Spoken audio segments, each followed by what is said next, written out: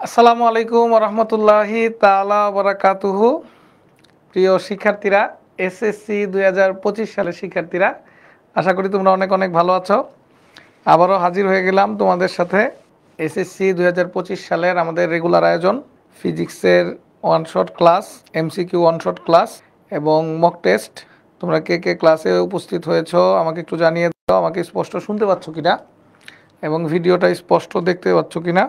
আমাকে যদি স্পষ্ট শুনতে পাও এবং ভিডিও স্পষ্ট দেখতে পাও একটু কমেন্টে জানিয়ে দাও। আর আমরা একটু লেট হয়ে গেছি, আসলে আজকে নামাজ থেকে আসতে সেটআপ রেডি করতে একটু সময় লেগে গেল, দুঃখিত। তোমরা কে কে ক্লাসে উপস্থিত হয়েছো আমাকে একটু জানিয়ে দাও। আমাকে যদি স্পষ্ট শুনতে পাও এবং ভিডিও যদি স্পষ্ট দেখতে পাও একটু জানাও, আমাকে জানিয়ে দাও। হ্যাঁ, ইয়েস স্যার। যাবে জুনায়েদ পাল, ইয়েস স্যার। হ্যাঁ, ঈশান, ইয়েস স্যার। আর কে কে আছো?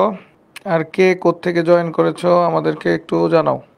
কে কোত্থেকে জয়েন করেছো আমাকে একটু জানাও। আমি দেখলাম, গতদিন দেখলাম বেশ কিছু শিক্ষার্থী আছো, বেশ কিছু শিক্ষার্থী আছো, বেশ কিছু শিক্ষার্থী আমি দেখেছি তোমরা আছো 9-10 থেকে। এমন কি কেউ আছো আজকে 9-10-এর কোনো শিক্ষার্থী? এমন কি কেউ আছো আমাদের সাথে? জানাও তো দেখি আমাকে। 9-10-এর কোনো শিক্ষার্থী আমাদের সাথে যুক্ত আছো কিনা একটু জানিয়ে দাও তো। নোয়াখালী থেকে ক্লাস করছে। আর কে কোত্থেকে ক্লাস করছো জানাও তো। ঢাকা থেকে কে কে আছো? ঢাকা থেকে কে কে আছো জানিয়ে দাও তো আমাকে। কিশোরগঞ্জ থেকে, ঢাকা থেকে, হ্যাঁ আছে তো ঢাকা থেকে। ঢাকার বাইরে থেকে কে কে আছো? ঈশান ঢাকা থেকে বলছে। হ্যাঁ, এসএসসি 27-এর কেউ আছো? এসএসসি 27-এর কেউ আছো? এসএসসি 27-এর কেউ আছো? দেখতে চাই এসএসসি 27-এর কেউ আছো কিনা। আমাদের ক্লাসটি শেয়ার করেছো এরকম কেউ আছো? আমাদের ক্লাসটি শেয়ার করেছো এমন কেউ আছো? আমরা একটা প্লেলিস্ট শেয়ার করেছি, তোমরা যদি আগের ক্লাসগুলো কেউ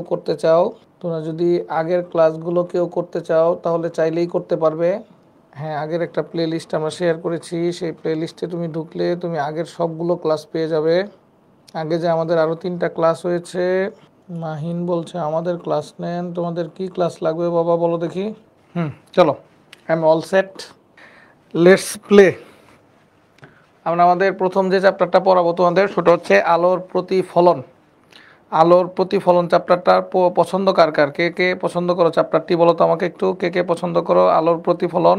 এই চ্যাপ্টার থেকে কিছু জ্ঞানমূলক অনুধাবনমূলক যদি আমরা তোমাদের সাথে শেয়ার করি, এই চ্যাপ্টার থেকে জ্ঞানমূলক অনুধাবনমূলক যদি কিছু আমি তোমাদের সাথে শেয়ার করি, পূর্ণ অভ্যন্তরীণ প্রতিফলন কি, তুমি এটা আসলে মূলত হ্যাঁ প্রতিসরণ চ্যাপ্টারের কনসেপ্ট এখানে চলে আসছে। আমরা বলেছিলাম মনে হয় তোমাদের গত ক্লাসে যে জ্ঞানমূলক অনুধাবনমূলক নিয়ে আমরা আলাদা করে কাজ করব। আপাতত ওদিকে আমরা জোর না দিই, চলো আমরা আমাদের মূল আলোচনায় চলে যাই। বলে ফেলো তো, কোনো অবতল দর্পণের সামনে d/4 দূরত্বে। কনক শ্রাবণ স্যার কমেন্ট করেছে, স্যার আমি ক্লাস করলে কি A+++ পাবো? না স্যার, আপনি A+++ পাবেন না, কারণ একটা চ্যাপ্টার দিয়ে 2টা চ্যাপ্টার দিয়ে A+++ পাওয়া যায় না। আচ্ছা ঠিক আছে। কোনো অবতল দর্পণের সামনে d/4 দূরত্বে কোনো বস্তু রাখলে এর বিম্ব কোথায় হবে? বাচ্চারা, d/4 দূরত্ব একটু বোঝার চেষ্টা করি আমরা। আমাকে বলেছে d/4 দূরত্বে যদি আমরা কোনো বস্তু রাখি, আমরা যদি d/4 দূরত্বে কোনো বস্তু রাখি তাহলে কি হবে? আমি যদি d/4 দূরত্বে কোনো বস্তু রাখি তখন কি হবে? এটা যদি আমার কাছে একটা দর্পণ হয়, এই দর্পণের সামনে আমি যদি কি করি বলেন তো, d/4, d মানে হচ্ছে দর্পণের ব্যাস। তাইলে আমরা জানি এই বক্রতার সেন্টার হচ্ছে ব্যাসার্ধ, বক্রতার সেন্টার হচ্ছে ব্যাসার্ধ। তাহলে সেই ক্ষেত্রে আমরা যদি কি করি বলতো, ব্যাসার্ধ মানে হচ্ছে তাহলে d/2। তাহলে d/4 বলতে এখানে কি বোঝাচ্ছে তাহলে বলতো? d/4 বলতে মূলত এখানে বোঝাচ্ছে হচ্ছে ফোকাস দূরত্ব। তাহলে ফোকাসে যদি কোনো বস্তু রাখি, তোমরা অবশ্যই জানো ফোকাসে বস্তু রাখলে বিম্ব অসীমে গঠিত হবে। ফোকাসে বস্তু রাখলে সর্বদা সদ ও উল্টো বিম্ব হবে না, কারণ কি বলতো, হ্যাঁ সদ হতে পারে, অসদ হতে পারে, সোজাও হতে পারে, উল্টোও হতে পারে, তারপরে অত্যন্ত বিবর্ধিত বিম্ব হবে। সর্বদা সদ্বিম্ব হবে এটা মিথ্যা কথা, কারণ আমরা তোমাদেরকে বলেছিলাম ফোকাস হচ্ছে এমন একটা পয়েন্ট যেই পয়েন্টে বস্তু রাখলে সর্বদা কি হয় বলতো, সদ, অসৎ, সোজা, উল্টা যে কোনো ধরনের বিম্ব তৈরি হতে পারে। তাহলে সেই ক্ষেত্রে এখানের কনসেপ্টটা কি হবে তাহলে বলতো? তাহলে হবে হচ্ছে 1 এবং কত নাম্বার বলতো?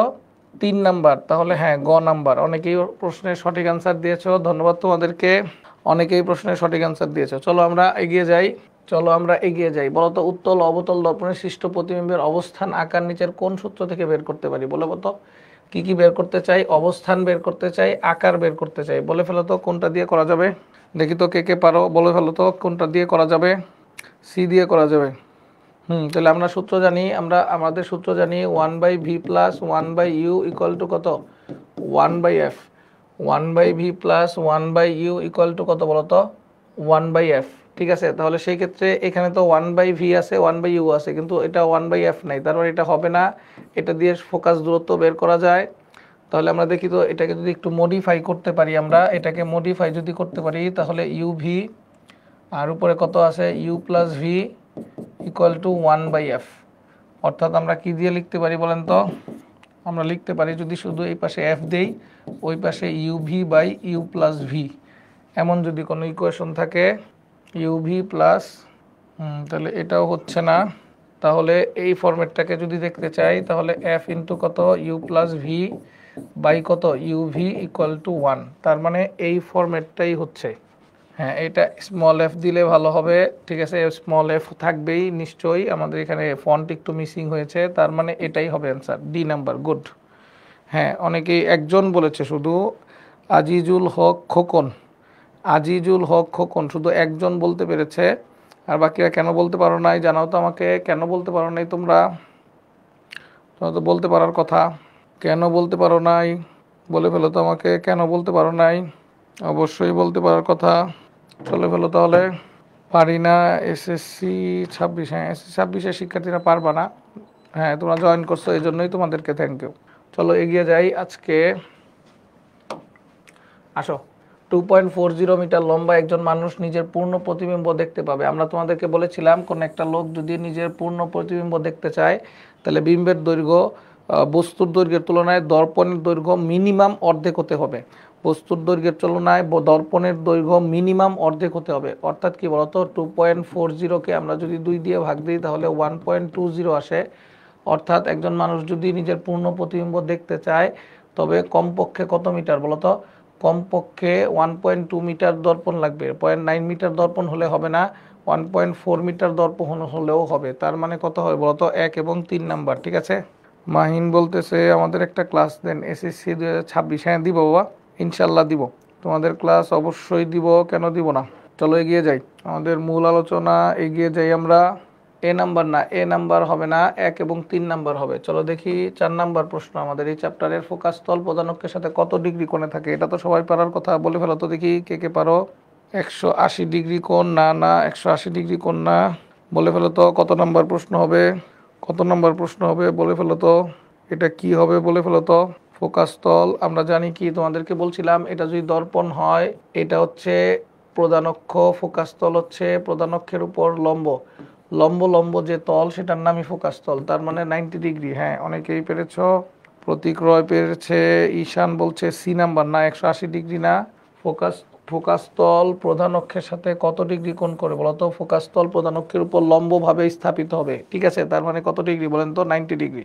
ওকে, ডান। এগিয়ে গেলাম। দেখো, এফ ফোকাস দূরত্ব বিশিষ্ট একটি দর্পণে একটি বস্তু রাখা আছে। বস্তুটি অবতল দর্পণের বক্রতার কেন্দ্র হতে অসীমের দিকে ফোকাসের 1/3 দূরে। আচ্ছা, তাহলে আমরা প্রশ্ন পড়ে একটু যদি দর্পণটা এঁকে নেই। এই হচ্ছে আমার কাছে একটা দর্পণ, আমাকে বলছে বস্তুটি অবতল দর্পণের বক্রতার কেন্দ্র হতে অসীমের দিকে, অবতল দর্পণের এটা বক্রতার কেন্দ্র, এটা প্রধান ফোকাস। ঠিক আছে, এটা দর্পণের বক্রতার কেন্দ্র, এটা প্রধান ফোকাস। আমাকে প্রশ্ন করা হয়েছে যে একটি অবতল দর্পণের বক্রতার কেন্দ্র হতে অসীমের দিকে ফোকাসের 1/3 দূরে। বক্রতার কেন্দ্র থেকে অসীম তো এই দিকে, অসীমের দিকে ফোকাসের কত দূরত্ব বলতো? ফোকাসের 1/3 দূরে, ফোকাসের 1/3, তার মানে f/3 দূরে। তার মানে এইখানে বস্তুটা আছে। তাহলে টোটাল দূরত্বটা কত হবে বলতে পারো আমাকে? ইউ এর মানটা হবে এখান থেকে এই পর্যন্ত দূরত্ব হচ্ছে 2f, তাহলে 2f প্লাস f/3, তাহলে কত আসলো বলো তো? 6f প্লাস f নিচে 3, তারপরে 7f বাই কত 3। তাহলে ফোকাসের 1/3 দূরে রাখলে বিম্ব কত হবে, কোথায় হবে? বিম্ব কত হবে বলতে এখানে বুঝিয়েছে বিম্বটা কোথায় হবে। তোমরা কি বুঝতে পারছো আমার হাতের লেখা? বিম্বটা কোথায় হবে? তাহলে আমরা যদি অঙ্কটা করে দিই তোমাদেরকে, আমাদের সূত্র কি 1/v plus 1/u equal to 1/f। তাহলে v এর মান কত বলে ফেলো, v এর মানটা হচ্ছে বের করতে হবে, তাহলে f এর মান হচ্ছে 1/f মাইনাস 1/u, u এর মান কত পেয়েছি 7f বাই কত বলো তো 3। তাহলে 7f যদি নেই তাহলে এখানে আসবে কত বলো তো 7 মাইনাস উপরে 3, তাহলে আসলো কত 4/7f। তার মানে v এর ভ্যালুটা আসবে 7/4f। কথা বুঝতে পেরেছো? এটা খ নাম্বার হবে অ্যান্সার। এটা তো বুঝেছো কিনা? কারো কোনো ইস্যু থাকলে বলো আমাকে। আমাকে স্পষ্ট বলছে দর্পণের বক্রতার কেন্দ্র হতে, মানে এই সেন্টার থেকে অসীমের দিকে, এই যে অসীমের দিকে ফোকাসের 1/3 দূরে, তার মানে f/3 দূরে এইখানে আমার বস্তুটা আছে, অবজেক্টটা এইখানে আছে, ও বিন্দুতে আছে। ক্লিয়ার? দেখো তো বুঝতে পেরেছো কিনা? বুঝতে পারলে ওকে স্যার লিখে কমেন্ট করো তো দেখি কে কে বুঝেছো।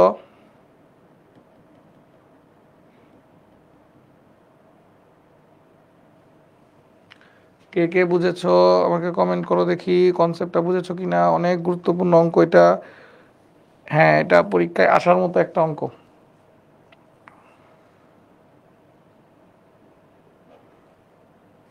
চলো এগিয়ে যাই, চলো এগিয়ে যাই, আসো।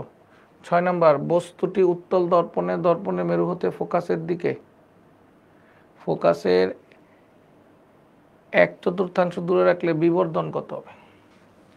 আচ্ছা ঠিক আছে, তাহলে এই বস্তুটাই কি করছি আমরা বলতো, বক্রতার কেন্দ্র হতে ফোকাসের দিকে, তাহলে এটা বক্রতার কেন্দ্র, ফোকাসের দিকে যাচ্ছি আমরা, তাহলে এটা হচ্ছে ফোকাস, ফোকাসের দিকে, ফোকাসের 1/4 দূরে রাখলে, তার মানে এখানে বস্তুটাকে রেখেছি, এটা হচ্ছে f/4 দূরে।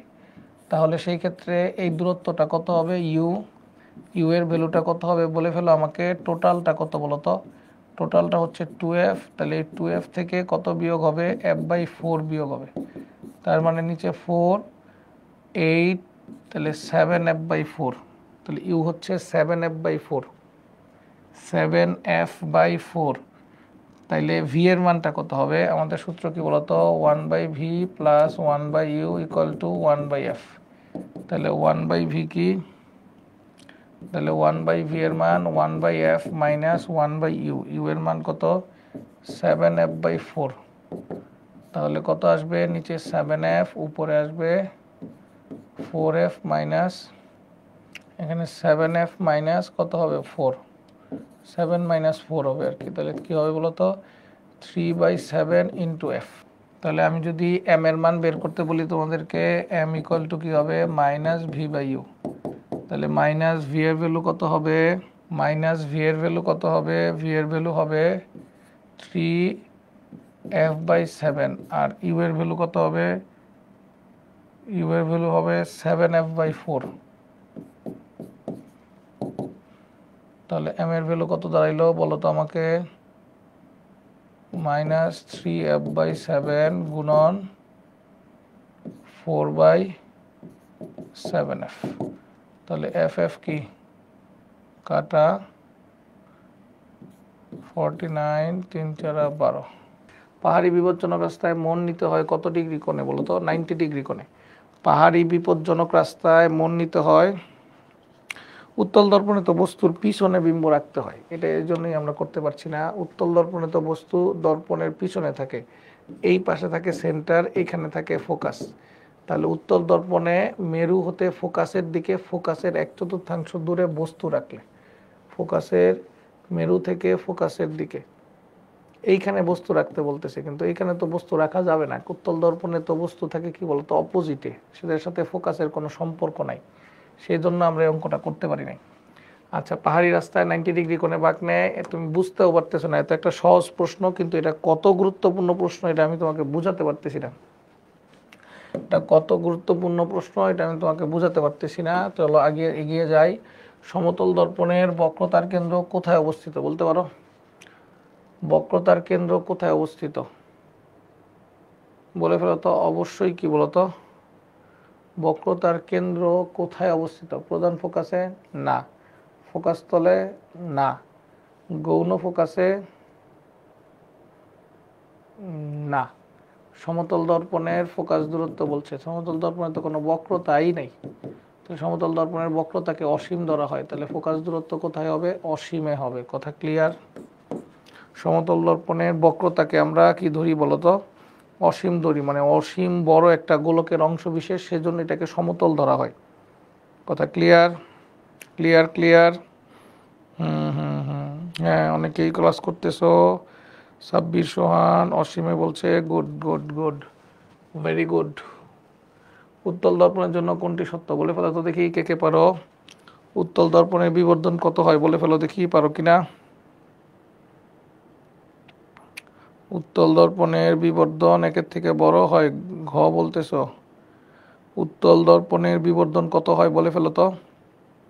উত্তল দর্পণের বিবর্ধন হয় কি বলতো? একের থেকে ছোট। উত্তল দর্পণের বিবর্ধন হয় একের থেকে ছোট। অবতল দর্পণের বিবর্ধন হবে কত বলে ফেলো তো। অবতল দর্পণ যদি হয়, অবতল দর্পণের ক্ষেত্রে একের থেকে বড়ও হতে পারে, একের থেকে ছোটও হতে পারে, সমানও হতে পারে। এম হচ্ছে হলো একের থেকে ছোট হতে পারে, একের থেকে বড় হতে পারে, একের সমানও হতে পারে। কথা বুঝছো না বুঝো না? একবারে না লিখে আলাদা আলাদা করে লিখতে হবে। এম এর মান একের থেকে বড় হয়, এম এর মান একের থেকে ছোট হয়, এম এর মান একের সমানও হতে পারে উত্তল দর্পণে, সরি অবতল দর্পণে, এটা অবতল দর্পণের জন্য। আর সমতল দর্পণের ক্ষেত্রে এম এর মান একের সমান হবে, আর উত্তলের ক্ষেত্রে এম এর মান সবসময় একের থেকে ছোট হবে। এটা মান বুঝাচ্ছে। হ্যাঁ, পূর্ণ অভ্যন্তরীণ প্রতিফলনের শর্ত কি তোমরা তো জানো। আলো কি করে বলতো? ঘন থেকে হালকা মাধ্যমে যেতে হবে। আপাতন কোণ ক্রান্তিকোণ থেকে কি হতে হবে? বড় হতে হবে। আর হচ্ছে কি বলতো, আপাতন কোণ আর প্রতিফলন কোণ সমান সমান হয়, এটা সত্য কথা, এটা সত্য কথা, এটা কিন্তু মিথ্যা কথা না, কিন্তু এটা কিন্তু শর্ত না। পূর্ণ অভ্যন্তরীণ প্রতিফলনের শর্ত দুইটা, সংকট কোণের শর্ত দুটা, তার মানে এদের শর্ত দুইটা, কিন্তু কি বলতো, এটার জন্য কি হয়, আপাতন কোণ আর প্রতিফলন কোণ সমান হইতে পারে, কিন্তু সমান হওয়াটা কিন্তু শর্ত না। তার মানে আলোক রশ্মি যদি হালকা মাধ্যম থেকে ঘন মাধ্যমে যাবে, আর দুই নাম্বার হচ্ছে আপতিত রশ্মি ক্রান্তিকোণ থেকে বড় হইতে হবে। ক্লিয়ার? আগাইলাম। 30 সেন্টিমিটার ফোকাস দূরত্বের অবতল দর্পণে 40 সেন্টিমিটার সামনে বস্তু রাখলাম, তাহলে ফোকাস দূরত্ব দেওয়া আছে কেমন দর্পণ? অবতল দর্পণ। তাহলে ফোকাস দূরত্ব কত বলতো? 30 সেন্টিমিটার। আর হচ্ছে 40 সেন্টিমিটার সামনে বস্তু রাখলাম, তাহলে ইউ এর মান হচ্ছে কি বলতো? 40 সেন্টিমিটার।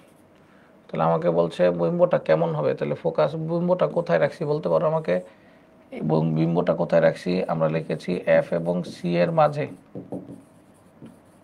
এফ এবং সি এর মাঝে, এফ এবং সি এর মাঝে মানে ফোকাস এবং বক্রতার কেন্দ্রের মাঝে। তাহলে আমরা তোমাদেরকে বলছিলাম সেন্টারের ভিতরে ঢুকলেই বিম্ব বিবর্ধিত হবে, সদ উল্টা হবে, সদ বিবর্ধিত হবে। আর হচ্ছে লক্ষ্যবস্তুর চেয়ে ছোট হবে, মিথ্যা কথা। তাহলে কি হয় বলতো? 1 এবং 2। বুঝতে পেরেছ? হ্যাঁ, অনেকেই ক বলেছ, গুড, ভেরি গুড। যারা পারছো তোমাদেরকে অনেক অনেক ধন্যবাদ। 11 একটি উত্তল দর্পণের বক্রতার ব্যাসার্ধ 10 সেন্টিমিটার, ফোকাস দূরত্ব কত সেন্টিমিটার? বক্রতা, উত্তল দর্পণের বক্রতা দেওয়া আছে, বক্রতার ব্যাসার্ধ 10 সেন্টিমিটার, তাহলে ফোকাস দূরত্ব সবসময় কি হয় বলতো? অর্ধেক হবে। ঠিক আছে, কিন্তু কেমন দর্পণ? উত্তল দর্পণ। উত্তল দর্পণের ফোকাস দূরত্ব নেগেটিভ হয়, তাহলে নেগেটিভ 5 সেন্টিমিটার। ঠিক না? বলে ফেলো তো। কেউ কি আছো যে বুঝতে পারছো না? কেউ কি আছো যে বুঝতে পারছো না? হ্যাঁ, অবশ্যই অবশ্যই, বুঝতে না পারলে অবশ্যই কমেন্টে জানাবে। কেউ কি আছো বুঝতে পারছো না? জানাও দেখি আমাকে একটু। চলো, ইউ ইনফিনিটি হলে নিচের কোনটি সঠিক বলতে পারো আমাকে? ইউ যদি ইনফিনিটি বস্তু, হ্যাঁ, বস্তু যদি অসীমে থাকে তাহলে বিম্ব কোথায় হবে বলো তো? অসীমে থাকলে বিম্ব ফোকাস হবে, ভি এর মান ফোকাস হবে। বস্তু অসীমে থাকলে বিম্ব ফোকাসে হয়।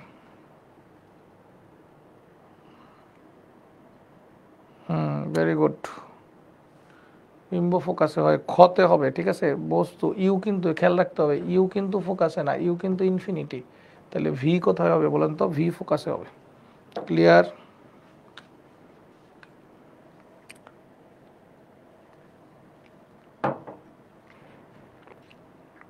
চলো এগিয়ে যাই। চিত্রটা দেওয়া আছে, দর্পণটির বক্রতার ব্যাসার্ধ কত সেন্টিমিটার? বলে ফেলো তো আমাকে।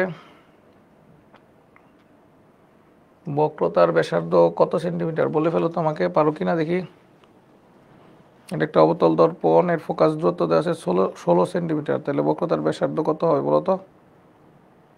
32 সেন্টিমিটার। এটা আন্ধার বাই কানাও জানে, ঠিক না বাচ্চারা? এটা হ্যাঁ, অন্ধর বাই কানাও জানে। আশা করি বুঝতে পারছো। চলো এগিয়ে যাই। 13-14 নম্বর প্রশ্ন উত্তর দিতে চাই। এবি দর্পণ থেকে 6 সেন্টিমিটার পিছনে আনা হলো। এবি দর্পণ থেকে 6 সেন্টিমিটার পিছনে আনা হলো, তাহলে 6 সেন্টিমিটার, এখন আছে 26 সেন্টিমিটার। তাহলে যদি আমরা 6 সেন্টিমিটার পিছনে আনি, এখন আছে 26 সেন্টিমিটার, এখন আছে 26 সেন্টিমিটার, 16 দোকানে হবে 32 মিটার। তার মানে কি বলতো, আরও 6 সেন্টিমিটার যদি পিছনে আনি, তাহলে 26-এর সাথে 6 যোগ করলে হবে 32 সেন্টিমিটার। তার মানে বস্তুটা এখন সেন্টারে থাকবে। কথা কি ক্লিয়ার হয়েছে? বস্তু এখন সেন্টারে থাকবে। তাহলে সেন্টারে থাকলে বিম্বটা কেমন হবে? অবাস্তব হওয়ার সুযোগ নাই, অবাস্তব হবে ফোকাসের ভিতরে ঢুকলে। আমি কি করছি, এবি দর্পণ থেকে 6 সেন্টিমিটার পিছনে আনছি, মানে দর্পণের কাছে আনি নাই, পিছনে আনছি, মানে বিপরীত দিকে আনছি। তাহলে সেই ক্ষেত্রে ঘটনা কি ঘটবে বলে ফেলো তোমাকে। বাস্তব এবং উল্টা হবে। বক্রতার কেন্দ্রে লক্ষ্যবস্তুর সমান বিম্ব গঠন হবে, কারণ আমরা জানি বস্তু বক্রতার কেন্দ্র থাকলে বিম্ব কোথায় হয় বলতো? বক্রতার কেন্দ্রে হয়। গুড, অ্যান্সার হবে 2 এবং 3। তার মানে খালা হবে অ্যান্সার, খ নাম্বার হবে অ্যান্সার। ঠিক আছে, আমাদের একাডেমির কেউ ক্লাস করছো? কমেন্টে জানাও তো একটু, একাডেমির কেউ ক্লাস করছো কিনা জানাও তো আমাকে একটু। হচ্ছে তো আজকে বেশিরভাগ শিক্ষার্থীদের অ্যান্সারই হচ্ছে। এই চ্যাপ্টার মনে সহজ, ঠিক না? এই চ্যাপ্টার মনে হয় একটু সহজ। তাহলে চলো, তাহলে দেখি একটু জটিল চ্যাপ্টারের দিকে ঢুকি, একটু জটিল চ্যাপ্টারের দিকে ঢুকি। এই চ্যাপ্টারটার নাম হচ্ছে আলোর প্রতিসরণ। তাহলে বলে ফেলো আমাকে, আলোর প্রতিসরণ। এইটা বি এর মান 1.52 দেওয়া আছে, আপাতন কোণ দেওয়া আছে 60 ডিগ্রি, তাহলে প্রতিসরণ কোণ কত বলে ফেলো তো, জানো কি না? তাহলে আমরা কি জানি বলো তো, এইটা বি দেওয়া আছে 1.52। তাহলে আমরা তোমাদেরকে শিখিয়েছি এইটা বি মানে কত, সাইন আই বাই কত, সাইন আর ইকুয়াল টু 1.52। তাহলে সেই ক্ষেত্রে এখান থেকে আমরা যদি কিসের মান বের করি, আর এর মান বের করি, তাহলে আর এর মান হবে কত বলতো, সাইন ইনভার্স সাইন কত ডিগ্রি, 60 ডিগ্রি বাই 1.52। দেখো বুঝছো কিনা।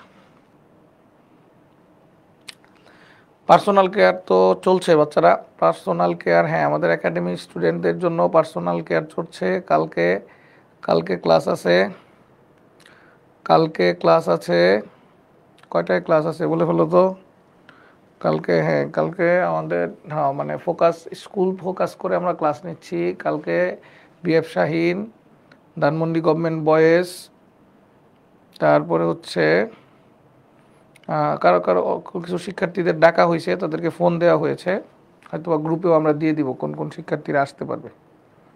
ওকে, চলে আসলাম। কত আসছে বলো তো, অ্যান্সার কত আসছে বলো তো আমাকে। ডি বলতেছে 34 ডিগ্রি আসছে। সবাই কি শিওর 34 ডিগ্রি আসছে কিনা দেখো তো, 34 ডিগ্রি আসছে কিনা দেখে ফেলো। সহজ অঙ্ক।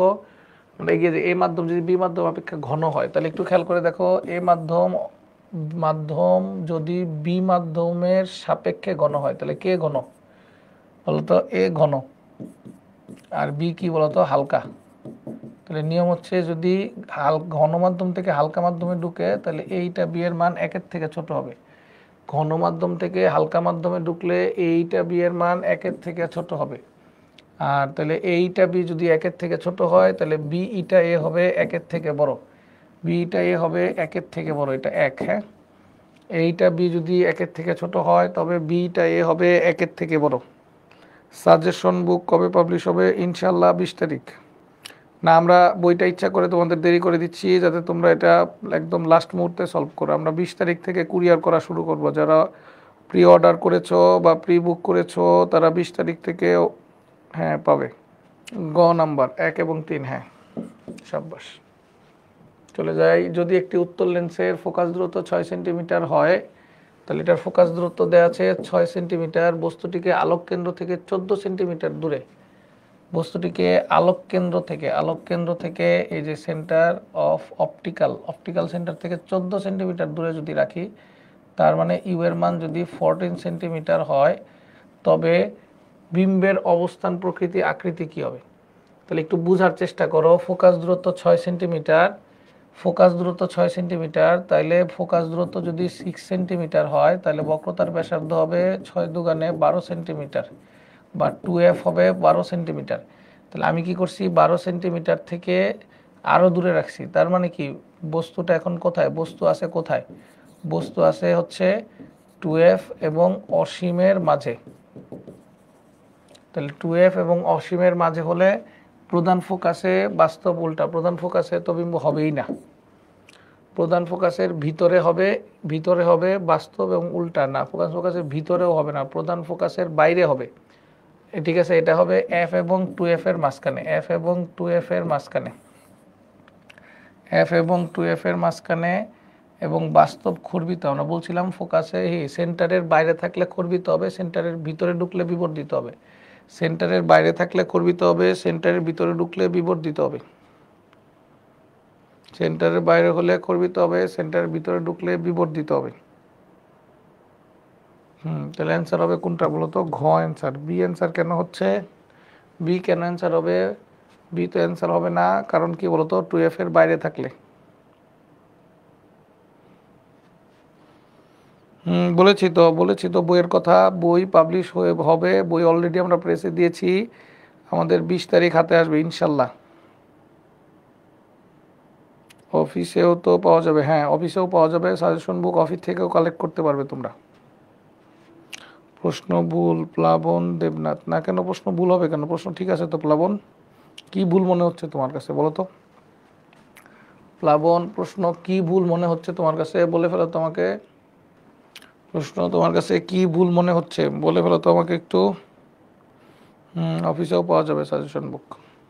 50 সেন্টিমিটার ফোকাস দূরত্ব বিশিষ্ট উত্তল লেন্সের ক্ষমতা কত?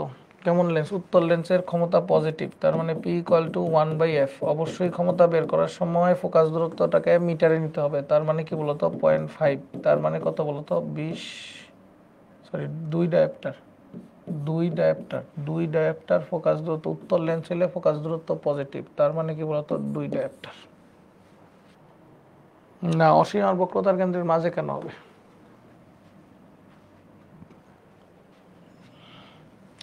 14 সেন্টিমিটার দূরে রাখছি আলোক কেন্দ্র থেকে, তাহলে ফোকাস দূরত্ব 6 সেন্টিমিটার। তাহলে 6 সেন্টিমিটার হলে ফোকাস দূরত্বের দ্বিগুণ হবে 2f। 2f হচ্ছে কি বলতো? 12 সেন্টিমিটার। তাহলে বস্তু আছে 14 সেন্টিমিটার দূরে, তাহলে কি 12 সেন্টিমিটার থেকে বেশি না? তাহলে 12 সেন্টিমিটার বেশি হইলে কি হয় বলতো? 14 সেন্টিমিটার কি বলতো? তাহলে এই যে এটা যদি কি হয়, f হয়, এটা হবে কি 2f।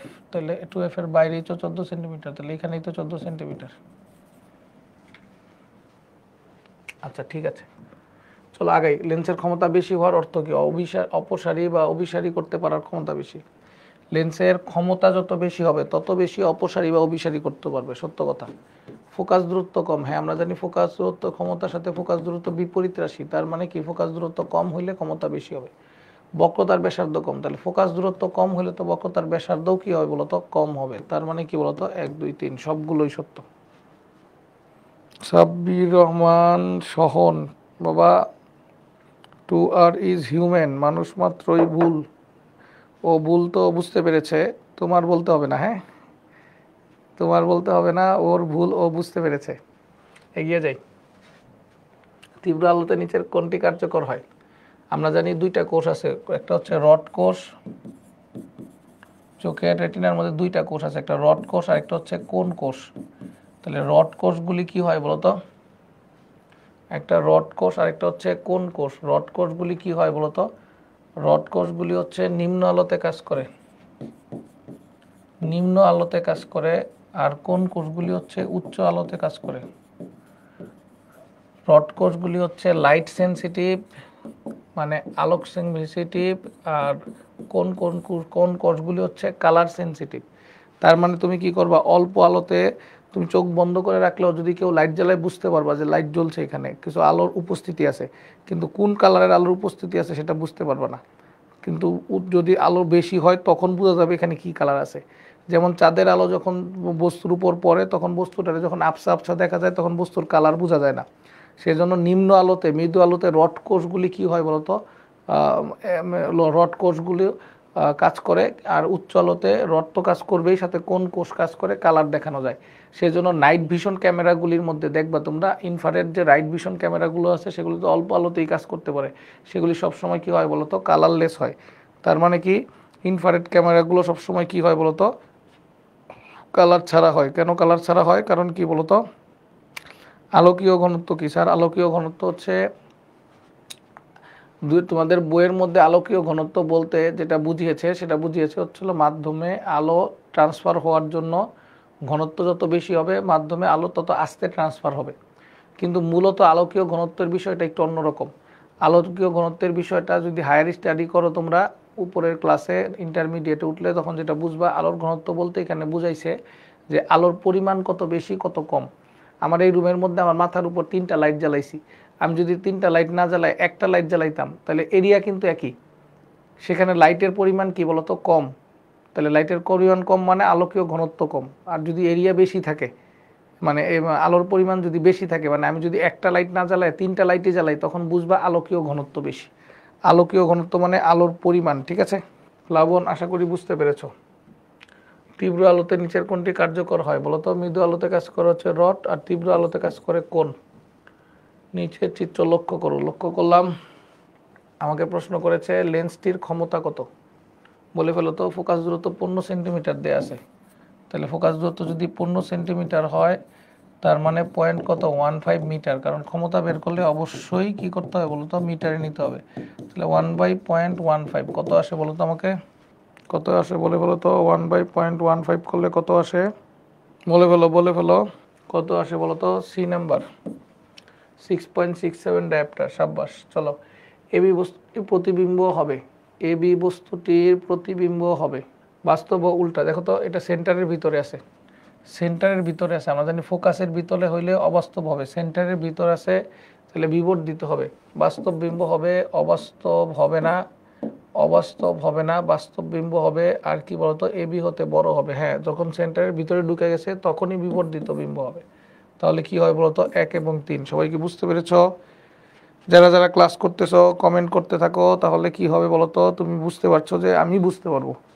আমি যদি বুঝতে না পারি তাহলে কিভাবে আমি তোমাকে গাইড করবো? হ্যাঁ হ্যাঁ, গ হবে। Good, very good. আপাতন পরিবর্তন করে I1 I2, প্রতিফলন পরিবর্তন করে R1 R2 হয়, তাহলে কোন সমীকরণ সঠিক? আমরা জানি আপাতন কোণের সাইন আর প্রতিসরণ কোণের সাইনের অনুপাত একই রকম থাকবে, তাহলে সাইন I1/R2 এটা হবে না, সাইন I2/R2 এটাও হবে না,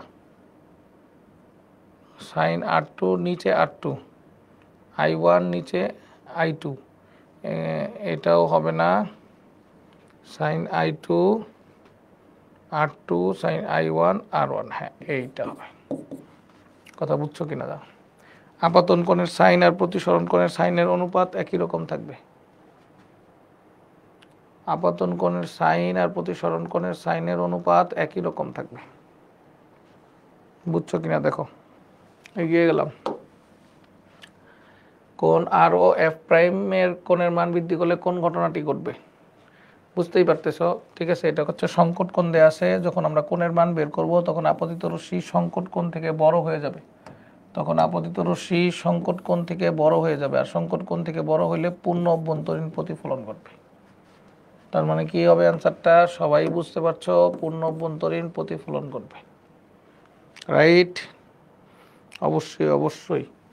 তোমাদের কাছে মনে হচ্ছে প্রশ্নগুলি কঠিন কঠিন প্রশ্ন মনে হইতেছে, সহজ সহজ প্রশ্ন মনে হইতেছে। হ্যাঁ, প্রশ্নগুলি সহজই। হ্যাঁ, সকল প্রশ্ন কঠিন হয় না। কোনো শিক্ষার্থী আমার কাছে আজকে বলতেছিল, আজকে ডাউট সলভিং ক্লাসে এসে বলতেছিল যে স্যার আমি তো সব প্রশ্ন পারি না, আমি কি A+ পাবো কি না? তখন আমি তাদেরকে বলেছিলাম যে আসলে A+ পেতে হলে সব প্রশ্ন পারতে হয় না। A+ পেতে হলে বলো দেখি তুমি যদি কি, আমি বলছিলাম যে এমন হয়েছে MCQ 15 পেয়েছে, সেও কিন্তু A+ পেতে পারে। এমসিকিউ 15 পেলেও কি পেতে পারে বলো তো, এ প্লাস পেতে পারে। তাহলে সেই ক্ষেত্রে ওইটা নিয়ে চিন্তিত হওয়ার কোনো কারণ নাই। আর এখন লাস্ট সময়ে আমার পরামর্শ তোমাদের প্রতি যে তোমরা কি করবে বলো তো, আগে যা পড়া পড়ছো সেগুলি বারবার পড়বে।